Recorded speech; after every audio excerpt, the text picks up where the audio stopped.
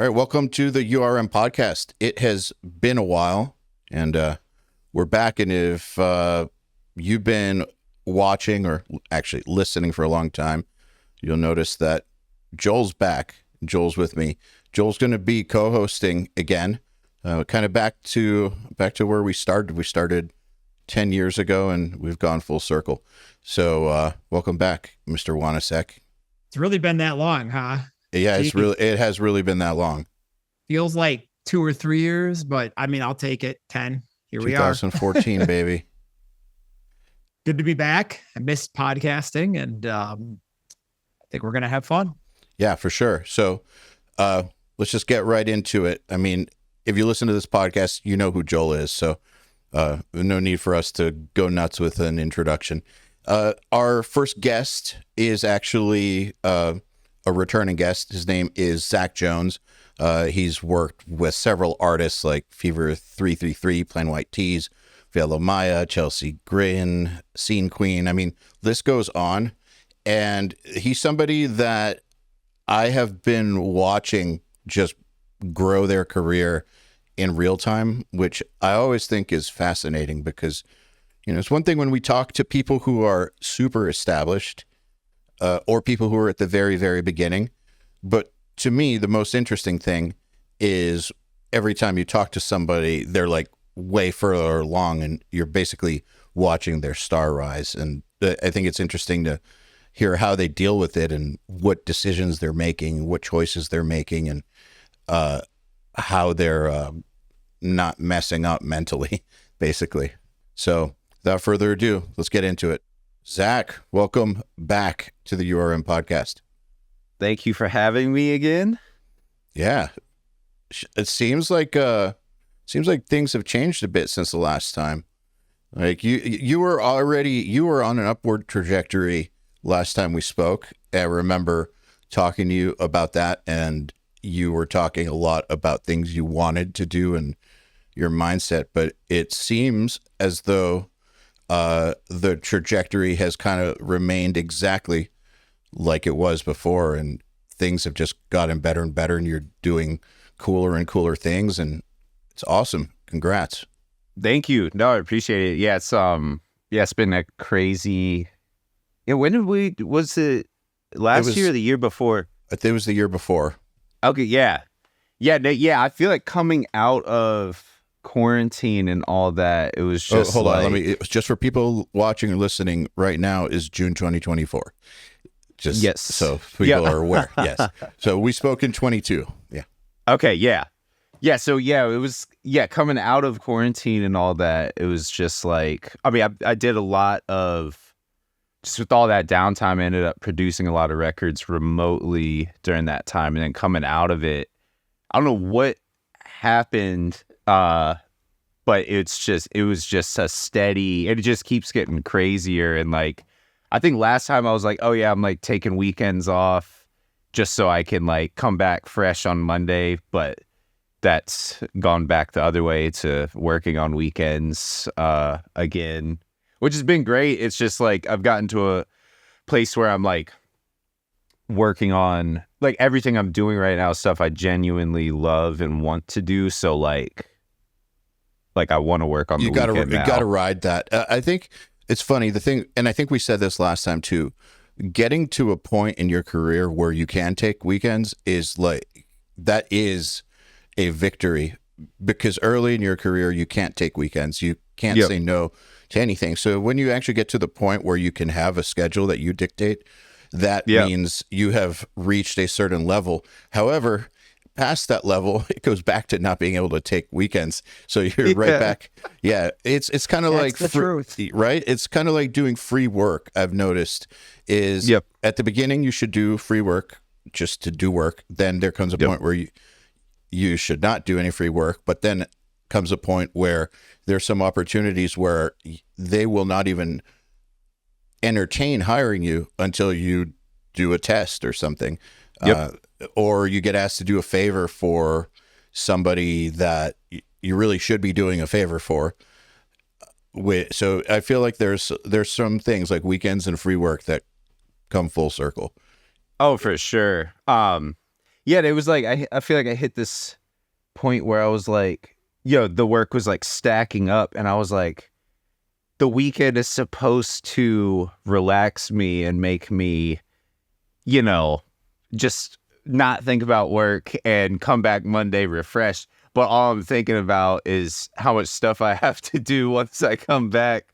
So I'm like, okay, well, maybe if I just start working a little bit on the weekend. So I'd start, doing some like mixing and stuff. And then got to the point where I was like, okay, well, now I want to start doing sessions again. Because like it's either say no to have the day off or do it. And then it always ends up leading to like other stuff. So yeah, I've just fully swung back the other way. But I mean, I don't know. Yeah, it feels better to me. Just also like staying in the flow. I've noticed helps. I feel like once I like stop, it feels like it takes longer to get the momentum going again. But if Absolutely. I just keep it steady, that I never deal with that. It feels like so. I don't know if that makes sense, but. Absolutely. Yeah. Well, inertia is a very real thing. And also, I think that this idea that if you're valuable, people will wait for you is true to an extent. True to an extent. But if you're working with people who also have very tight deadlines and also have a lot on the line and are very valuable clients, well, you gotta think about if you really want to say no to them because they might not be able to wait.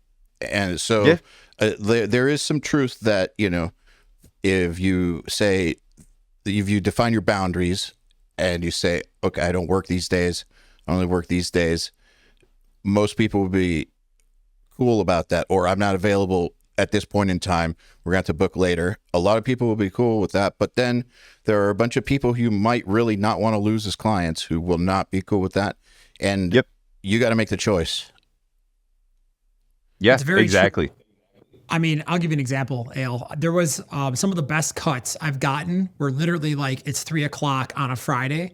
And you get a call and it's like, hey, I need a mix on this in the next so-and-so hours. The other 2 people we wanted to hire aren't available. Can you do this? Yes or no, the files are in your inbox. And you're like, already working on it. So unless you're willing to be that person, sometimes you will miss opportunities. Yeah. Joel, when I first met you, you were weekends, no past 5 kind of person. And you're one of the most disciplined, regimented people I've ever met. So that's like a major compliment to you. But I have noticed that since you've gone hardcore on the mixing in the past 2 years, that no longer applies. You're in here till we're in the same building. So you're the only person besides me that I've noticed will be here till like 11 or midnight, or you're here on weekends. You get here early in the morning on weekends. Like there is no day there's no assumed day that you won't be here. And I know you have to do family stuff sometimes in real life, but I have noticed that since you went hardcore with the mixing, it's anything goes. It's true. It's brutal. I have no life work balance right now, but hey, it's by choice. Yeah. I think that's a myth. Work-life balance. Oh yeah. I just had my first kid and I'm like, I don't know how. Thank you. Don't have 3. Yeah. I'm kidding. Yeah, I was like leading up to it, like he was born in February and like leading up to it, I was like, I don't know where this is going to go work-wise. Like, am I going to want to take on less? Am I going to want to take on more? Am I going to stay the same and just have to be, more decisive with just strict with like my time and schedule? And I'm like working more than I ever have. Like, I don't know, it like definitely puts this drive into you. You're like, yeah, like 100%. You immediately, well, it's crazy because I feel like I have like more hours in the day because I've totally cut out anything that isn't work or him. So it's like, I'm like, man, I have like all this time to like do all of these things, but none of it's a waste of time. So I don't know. It's been really crazy. I mean, I'm 4 months into it right now. So, I know it's going to You getting any be sleep? changing. Surprisingly, yeah. Like, he's been, I guarantee my wife has a very different experience, but, I've got 3 kids and I banged them all out back to back. And I'll tell you this, and unless you have children, you don't understand this. But if you do, there is a certain level of focus of productivity that having a kid does, because like something just turns on in your brain. You're like, okay, I am responsible, not just for me, but somebody else. And some people are like, oh, you have, if you're married and you have kids, or even not married and have kids, but if you have a child, your time is, it's totally the opposite of what people think it is. You actually are way more productive in the given time because you have to be, or else you don't see your kid. So you really learn how to focus. Or your kid doesn't eat. Or your kid doesn't eat. Exactly. Yeah, it's like steroids for productivity, really. Yeah. And I don't have kids and I've never wanted them ever. I still don't. But I have noticed, the thing I have thought about is that, I think doing stuff for myself is very tough to get motivated. That is tough. Like I have to stop thinking that it's pointless. Like I have to go through this whole thing to like forget how pointless my own life is and how worthless my life is. And I was thinking, if I have a kid, then my own feelings about myself and how like what a piece of shit I am don't matter, because I'm doing it in the service of keeping this other being alive. And so for that reason alone, it seems like it's a good idea, but I hate kids. So that's the you're problem. not wrong. And I know. it's the most difficult amazing. thing anyone will ever do. But that being said, you do have those moments like seeing your kids score their first soccer goal when they started off as the worst person on the team. You're like, that's better than anything else you'll ever achieve. It's better than any award or any client you'll land or any hit you ever, you know what I mean? It really is. I don't know what you mean. Nope. Someday. No, maybe. I don't know. Maybe. That's amazing. I mean, no, I hear that a lot from parents. And I will say this, as a non-parent, I will never say that having a dog is the same thing. It annoys me. It annoys me, dude. It annoys me so much when non-parents will equate. Look, and I love dogs. Like I really do. I loved my last dog. Love the current dog. Like love them, family members. But it annoys me. It's a pet peeve when dog parents who don't have real human kids act as if it's the same thing. Oh, it's wild. Yeah, it's crazy. My dog does that. I'm like, what? It's so weird. Yeah, it's a very. I know that we're probably pissing off a bunch of people right now with me saying that, but yeah, you'll get over it. Go have a kid. So that said, let's talk about some audio stuff. Yes. Yeah, let's talk about some audio stuff. One thing is, you do a lot of work all the time, and you apparently don't use templates, which is the word on the street. It's not the word on the street. That's what you told our pre-interviewer. But you don't use templates. You start from scratch every time. Yep. And I want to dig into that because that's a lot of extra work. So I kind of want to know, well, first of all, how you define a template, because there's a wide range of what people consider templates, right? Like some people consider a template to be everything, like it's a mix where you just tweak a few things. Yeah. And then other people just consider it to be like, oh, the routing is all there. And like the things that I do the same way every time is there, but only that. So, and there's a spectrum there. So first of all, how do you define it? So I guess, easiest way would be, so each session I'll queue up a Logic session and it's just got one track in it, like I'll just open up just a blank session. And then the most I'll pull up, like recall something, is like I'll have if I'm doing MIDI drums just for whatever, I have multiple different jump off points for like a kit, just so I don't have to go through and pull all that. Like I have this kit. But that immediately changes once the session gets going. Everything else is totally blank. Like I don't even have anything routed. Like I'll bust everything and route everything as I'm going too, just because it's always, I try doing the full template thing, or even like some routing, or just, some like preset sounds or whatever there. And it felt like it took me longer. This might sound crazy. It took me longer to get where I wanted to go, because it felt like I was trying to squeeze something into a mold that it didn't fit into. So I can immediately get where I'm wanting to go quicker by just not having that and just having a like total blank canvas in front of me. It's just always worked that way for me. So, and I think with producing lots of different genres, it's made me get very quick at being able to make sounds and produce things out accurately as quickly as possible.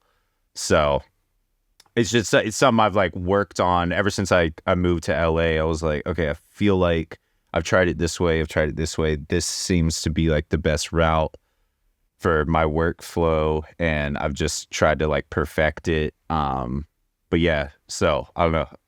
Yeah, I have a lot of people think it's insane to not have so like wild. You're breaking my brain right now. And then I'll do the same thing with a mix, which is also, I've realized, very crazy. But I've gotten like I've gotten so quick at it. It doesn't. I don't think about it. Like I think I know what I want to go grab for, and even if I know I'm gonna put these plugins on a vocal, like 90% of the time, I'll still go pull them in one by one, just because I need to know. I don't know. I need to know that each thing I'm adding is helping, instead of like having it all pop up and I'm like, okay, well, which one is doing the thing I don't want, or what's doing the heavy lifting here that I do like. So yeah, I don't know, it's really weird, but that's like the only way it's worked for me, I feel like, to where I'm happy with the result at the end. How do you maintain consistency across, say, a 10-track record where you're doing a band where everything sounds the same? So, for example, they have the same kick drum sound, and they recorded cymbals in the same room, and they've got the same guitar. Like when you're doing one of those bands, that's not like all over the place. How do you maintain consistency on song 5 versus 2? Well, I mean, so some of those, like if there is an album, like, like that, like if it's a creative decision, if they're like, hey, we want the drums the same the whole time. So I'll build like whatever the first song is that we produce out and we get all the tones we want. Then I'll fly over to the next session and the next one on one record if we want the drums to be consistent. But so, I mean, it usually really is just the drums that will always, on an album like that, will remain 100% consistent. Because even like guitars and bass, I'll do different amp tones on different songs. And it's, if we do recall one, it's always a creative choice, but we'll always still try it from scratch, minus like whatever foundation instrument the band wants as an anchor, so like we'll find that on day one from scratch, and then we'll cross that over if needed. But a lot of times, I mean, I don't know if you could see like the room, like, so me and my partner KJ Strzok, he used to work with Drew Folk a lot, but we produce a lot together, and we just do so much like rapid production on the fly. So we'll just like be like, that tone sounds cool, get it in there, and then we'll sit back and we'll listen, and if we feel like anything is inconsistent, then we'll tighten it up or tweak things or EQ things to match something, or if we do need to replace it with a previous sound, then we will, but we always kick it off totally from scratch to make sure that whatever happens that day happens organically and is serving the song the best, and then we'll decide if we need to go back and pull something else in as a recall.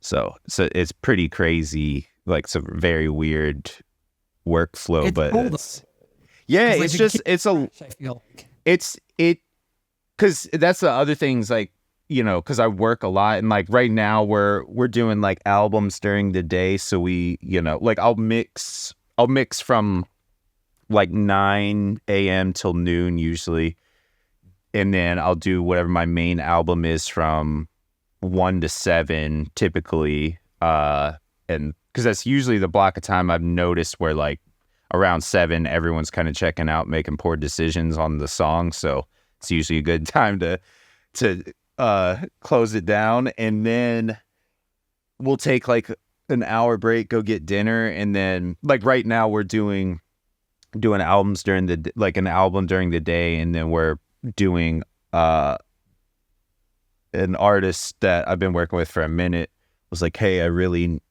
want you to do the album, but it's got to be done by the end of June, and this was 2 weeks ago. He's like, how can we get it done? I was like, all right, if you're cool with doing it at night, we can do that. So we've been producing 2 records this entire month, but we do everything that way because it also just keeps from like getting burnt out. Like you're constantly stimulated and hearing new things, and like we're routing things up differently. Like there's so many like synths and effects and just random stuff in here that we're always hooking up in different chains.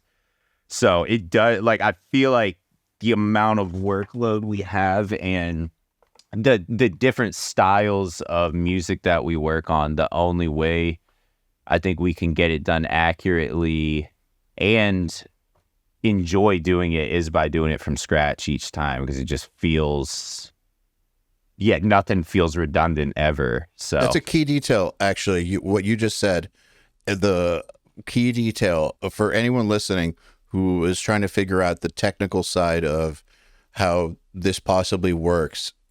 Key detail you said was, and enjoy it at the same time.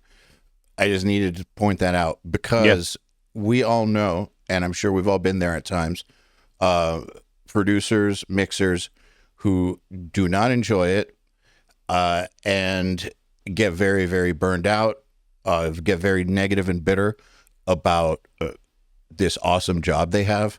And I've noticed that a lot of the time it comes from people who I know that do the exact same thing every single time. So they feel like it's a factory, basically. And you get this feeling of, this is not what I signed up for, doing the same thing every single fucking day of my life. It's a lot of pressure too to do that. It's incredible, because if something is successful commercially, it's like then you have 10 people calling you saying, hey, we need that again, but under this template and that. And it self-reinforces itself as it becomes a trend. And it's hard to reinvent yourself. It's really, really, really, I mean, I know a lot of mixers that complain about this. Yeah. I think that's another one of like my just long-term thinking. I'm like, I have a fear of like getting too comfortable, because I've seen it happen so many times where like, I'll do a session with at another studio with like someone else running the computer or whatever. And it's like, and like, or just other friends of mine that are like, man, I feel like I'm just stuck doing it like this, like, and it worked for a while, but now, that the thing that was fresh and cool 2-3 years ago isn't acceptable now, you know, if they're doing a session and the artist's like, well, no, we did that back then, like we need to do something new. And they're like, well, that's how I do it though. So I'm like, that's always a fear of mine, is like getting stuck into that. So I'm like, I think just constantly working that muscle of like, and it's cool because I feel like you have to retain some of that feeling when you first got started where you're like, I can't believe I did that. You know, you hear the first time you hear a mix or a song that you did and you're like, I can't believe I got that sound that I've been trying to do.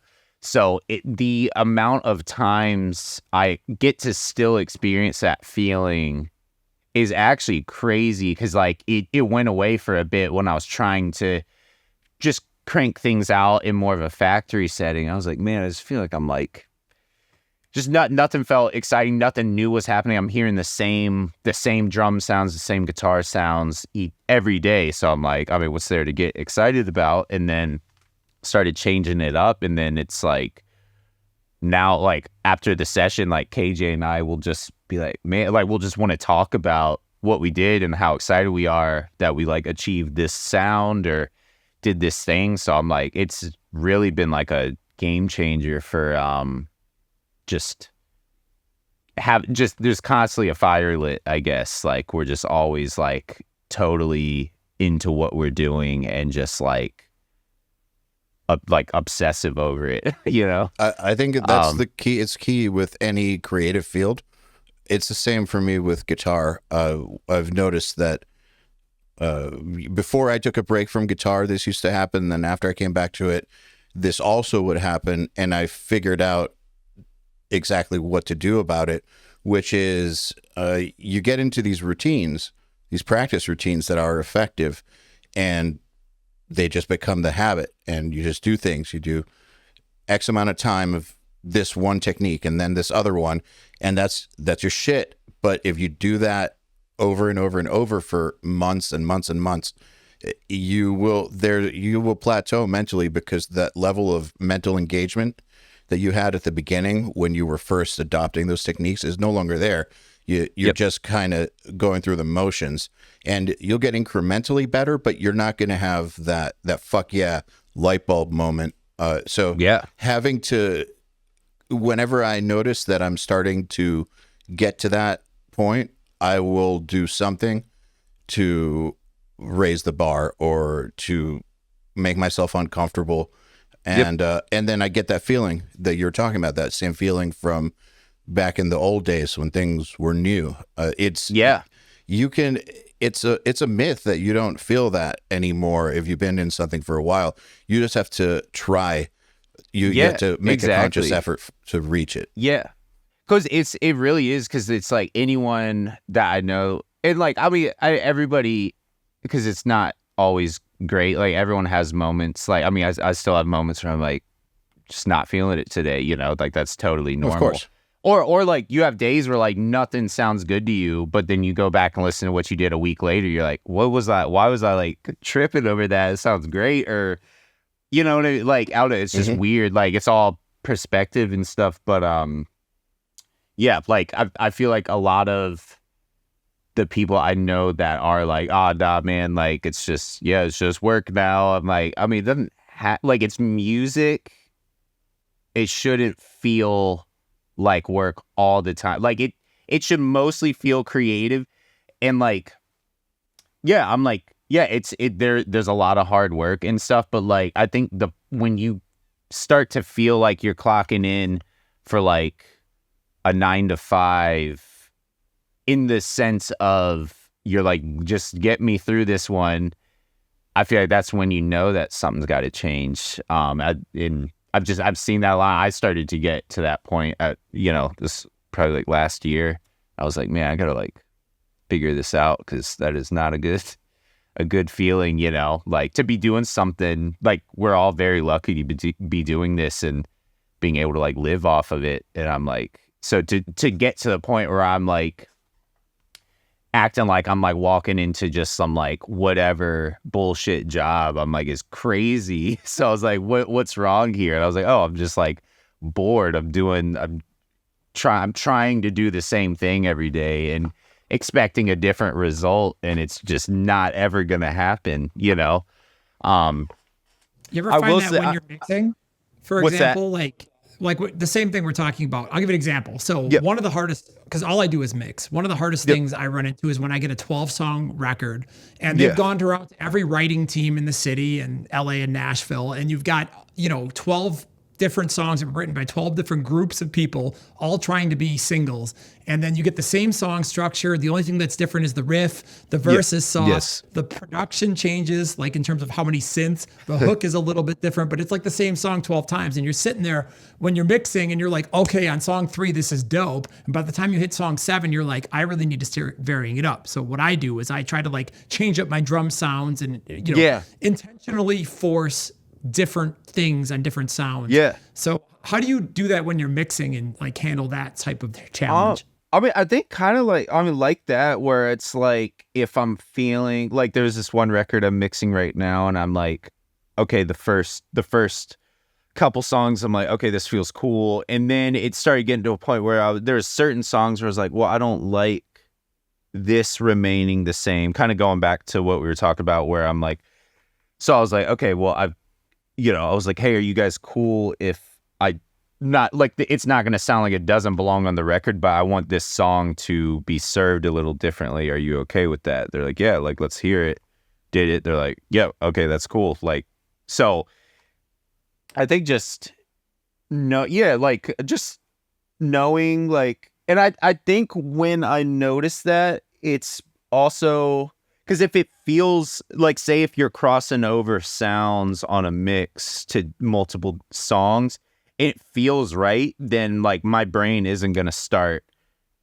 You're still going to feel that reward of like, that feels great, that feels right, you know? So I think the moment that it doesn't click, you're like, okay, well, maybe this needs to change, or what is it that I don't like on this? And like, I think in this scenario, it was like the guitars on a song. I was like, I think, just with the tuning changing, I was like, okay, well, now this amp doesn't sound good to me anymore, so let's try something else. And like the snare drum, I also don't maybe want that really wide Radio Rock snare. Maybe I want like a smaller, just snare that's just a little more distinct, or has a little like bit of a weird character to it. So that's kind of the route I went with that in this scenario.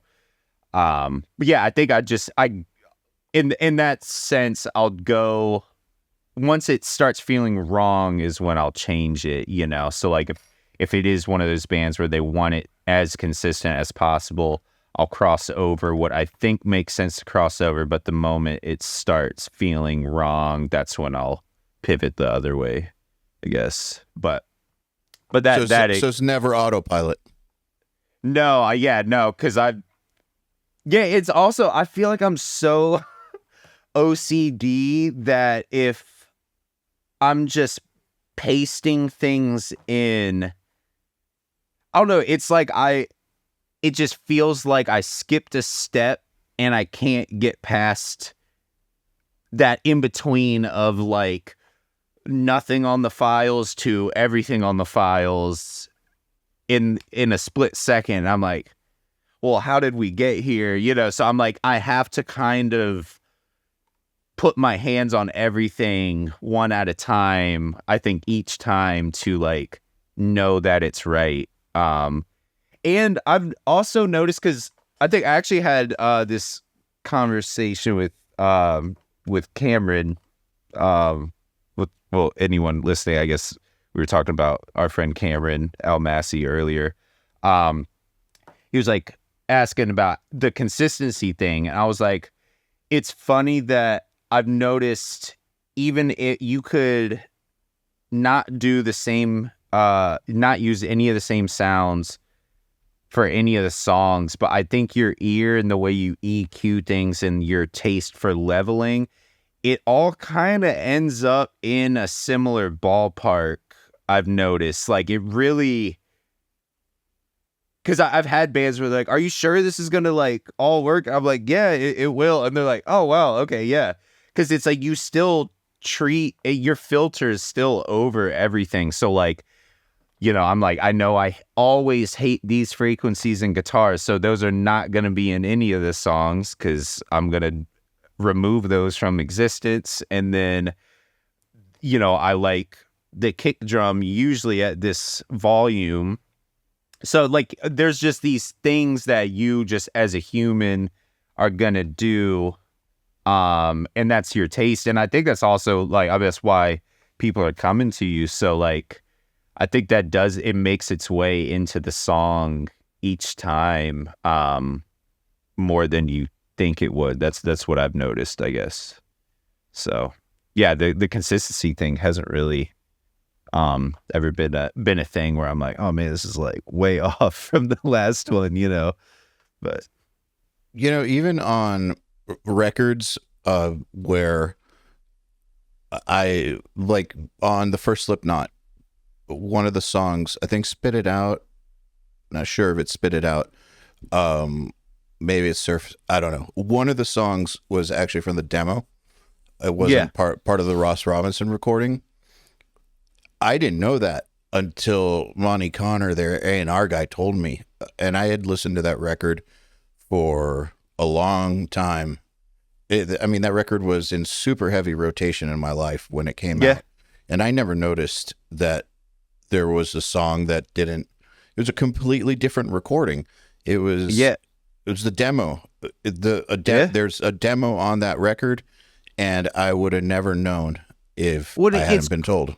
No, isn't that crazy? And like, if you go and listen to it, it's like the guitars are like, there's like this phase issue on them, that you can hear, but it sounds so cool. Like it's part of it. And like, I feel like those are the things you can't recreate, but like not once are you like, that's weird that that's on the album. Cause that's just that song. Like now all of a sudden this song like raises its hand as like, that's a huge song on that record. And like, it's probably because it does sound different, but you're not going to be like, oh, that doesn't belong on there. Like, so it's really, it is crazy when you get into like the full context of a record. And like, I feel like your brain does like when there is a change in something, because it does kind of like re-engage, like pulls you back in, because it's like, I feel like if it's so consistent, that's kind of when it turns into one of those albums where, and it's not wrong by any means, because like there's plenty of albums out there where it's very consistent and it sounds amazing and it's engaging the whole time. But I've noticed there are albums out there, I've noticed personally, that like if it's so consistent, it's kind of one of those albums where you just put it on in the car and it slowly turns into background noise because it doesn't feel, you're not really getting engaged. Yep. It's not pulling you, like there's no push and pull. So that's another thing. Like I'm like, if there's something that jumps out on a song, all of a sudden you're gonna want to turn the volume back up or whatever. So I think it is important to have a few inconsistencies throughout that don't feel weird or off-putting, but are just like interesting, Yeah. So I have a theory that the reason that extreme metal is so limited in how big it can get, it's bigger than ever, but there's a limit. If you go beyond the fact that people don't like the vocals or whatever, I think one of the main reasons that it has a hard time is because it all starts to sound like a giant wash after a while. Yeah. Like the differentiation is gone. You can hear something super sick for a song or two, and then the next song's the same, and then the next song's the same, and then the next song's the same. Yeah. And then the next song's the same. It's like, all right. Yeah, it just turns into a static, and it's like, yeah, so I think if you do just sneak in, something like the snare drum being way different on a song, or like maybe the bass tones like really different, or guitar, like whatever it is, if there's something to break it up, then I think your listeners are gonna like, it could be the exact same song, just with one little tweak, and now all of a sudden it's different and exciting, and like isn't gonna just turn into background noise on an album, So No, Yeah, I totally agree with that.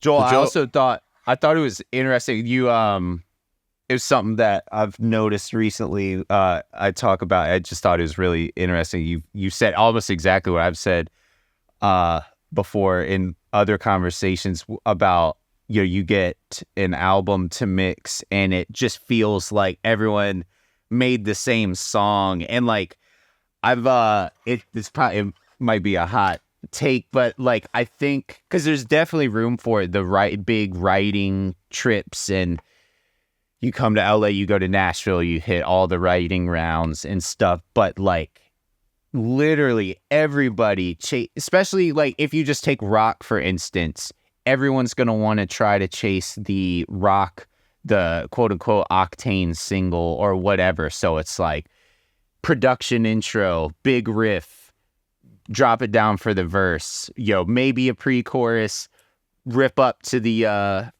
chorus, tagline, big like movie poster tagline at the end of the chorus, every day riff, and it's just like everybody just does the same thing. And I'm not like it work like that is a structure that people want to hear. Obviously it works, but like I think that I've noticed the frustration, it seems, with fans recently, because I think it's been so long of that. It just feels like people are wanting to go back to some traditional sense, like all those like 90s albums where it's like a band just locked in and made a dope album. Songs on the radio. And it's just like, I mean, it's crazy because now it's like songs got so just short and just there's just such a formula now, and it just feels like I'm like, is anyone? And I mean, I'm guilty of it. I've made plenty of those songs. Like I'm not innocent by any means, but like, is it enjoyable still? Like, like just, I don't know. There's just no room for, I feel like everybody just wants to keep making that. Or if, you do get the session with this artist. As a mixer, what do you do? Because like you can't change the production unless you want to die. I mean, half the producers I mix for, if you don't give them their reference exactly back with all of their levels and their chains and whatever, but better, they're like, hey, I need you to make this just like the demo. And you're like, okay, well, I just wanted to try this. So, I mean, it's great that they know exactly what they want, but for sure, as a mixer, you're locked into that decision-making tree that's happened from the producer and the artist. And of course, they're getting pressured to chase the octane sound and totally rock. Yeah. And you're like, I want to be an artist as a mixer. I want to like mix this song differently than the last 6 that I've done on this record. I don't know. It's I try as hard as I can to be as artsy as I can, but at the same time, it's like that's hard. There's so much downward pressure. I think there's gonna be a shift because it just feels like fans aren't gonna accept an album of that anymore. Like it feels, I've just noticed it. I know there's still going to be some, but like I've just noticed that lots of fans are just like, all right, well, here we go again. Like, and I think that once the general public hits that level of like, what are we doing here? I think is when hip hop 3 years ago versus now, right? Yeah. Everything was so cool. Now it's like, all right, if I see another watch or another car or hear about, it's so overdone to the point where it's like no one wants it. It's just one person. An interesting thing I've noticed on this subject is not the same situation, but just something interesting is, so on the riff hard side of things, we do this monthly writing competition called King of the Riff, where we'll give them a brief, kind of like if you're writing for a show or for somebody, or it has to be a certain way and there's criteria. So like, let's just say you got to write a hardcore song that's 3 minutes long, has like whatever structure 1 month, or like argent metal another month, or it's got to sound like the soundtrack to something a different month anyway. So it's like a different genre, different brief. And we'll get a bunch of entries, much like Nail the Mix, where you just get a bunch of entries. And they're not allowed to share the entries with each other in King of the Riff. They're not allowed to post them or influence each other. I listen to these entries, man, and when you get past like 50, where they all have the same riff in them, or the same like shotgun sample, or the same synth line, or it's pretty wild, because how are they all coming up with the exact same thing? It's if you were listen to these, it's and these aren't writing teams in Nashville and LA all chasing hits. These are students who are trying to just get better at writing in a competition, but they are chasing after a genre, right? In the brief. Yep. And so you will have the exact same thing where you get the same song over and over and over and over and over again.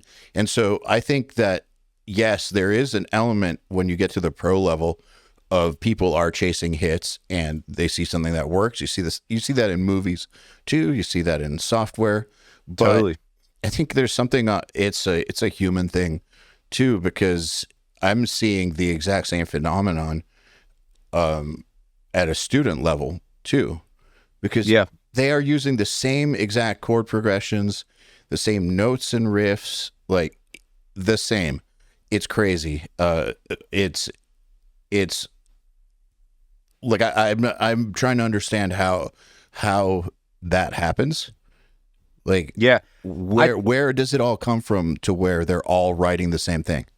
I think it's a subconscious thing, like where, like, and I mean, just say if there's a brief, they're like, okay, so something like this, and if all of the examples out there are all people at that level trying to chase what they think, I feel like it just comes down to people chasing what they think the sound of success is in whatever genre it is. And there's these huge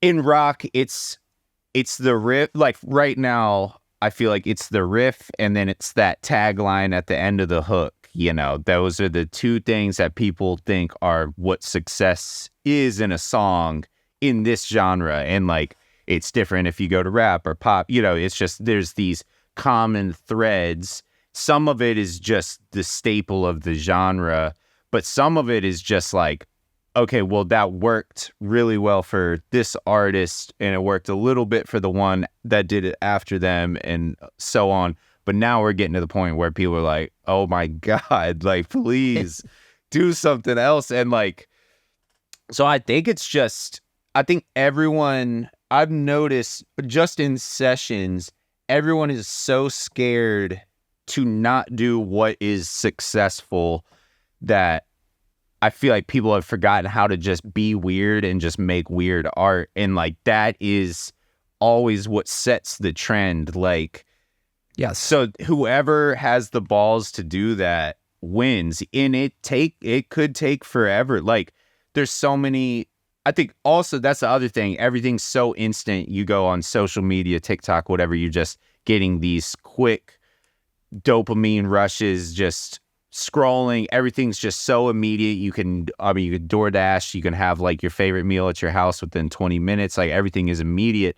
So I feel like people treat art that way now, where they get into it wanting just the success and not any of the path that it takes to get there. But if you look at the lasting power, I think, of like some of the artists that existed before, how just crazy the internet and all that stuff is now. Like, you're also drinking your own Kool-Aid back then, because you're not in the studio session on Instagram being like, fuck, they just dropped this song, look at what they just did, and then all of a sudden that influences what you're doing. So like, I think, like, I feel like back in the day, people just lock in. They'd go lock themselves in the studio, drink their own Kool-Aid, think what they're doing is the coolest thing in existence, and make crazy art. And I feel like that's something that's gotten lost. And I think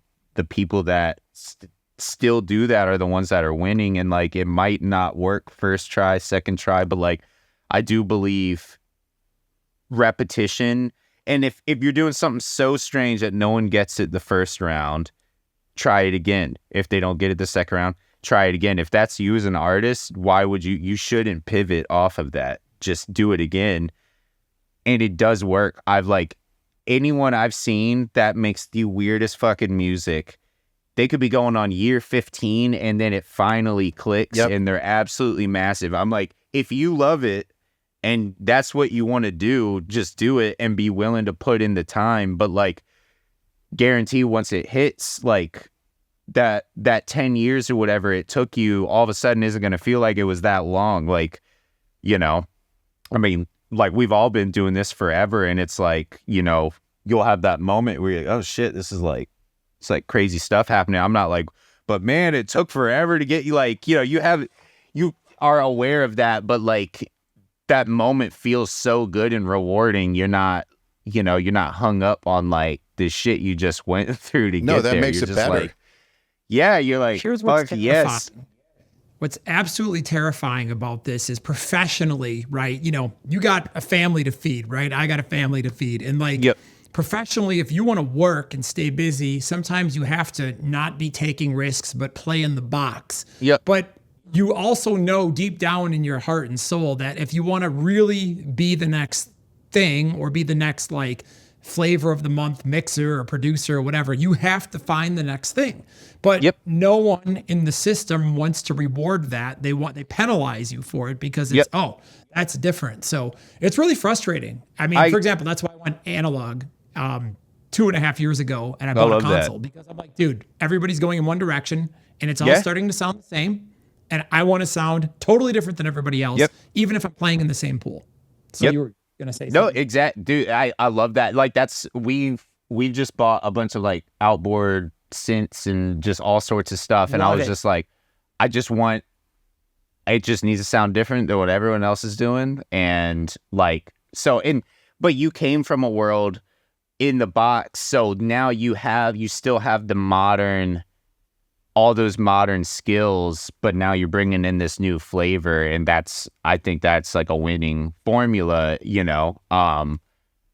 So no, I think that's great. Like, I just feel like there needs to be more of that. But I think it's really interesting that like saying you get penalized because if an artist is on album 5, 6, whatever, the label and them are going to be so scared. Unless something isn't working, they're going to want to just play it pretty safe. And maybe this record, the goal is to be a little bit better than the last one. Even if it's pretty much the same, they're not going to get roasted for it.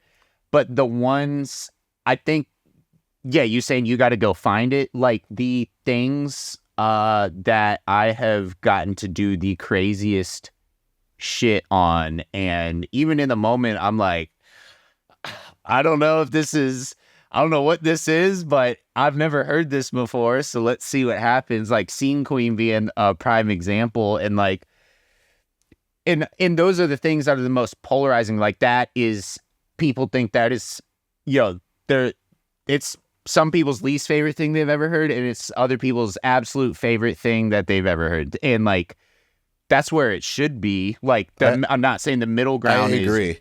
I have some examples. Go ahead. Some examples of why you're right and why people should be more fearless. Bring Me the Horizon, probably the kings of their scene, have never stopped taking risks. They do some stuff that as a successful band, they should be terrified of doing. Yes. Yet they do it. Okay. Sleep Token. Who would have thought? Right? Polyphia. They're instrumental, like nerd music. I know. It's exactly mixed with hip hop, and it's charting. I mean, and I could keep going down a list, but there are artists, whether you love them or hate them, that doesn't matter, who are fearless. Those 3 artists are fearless. And they are getting rewarded for it.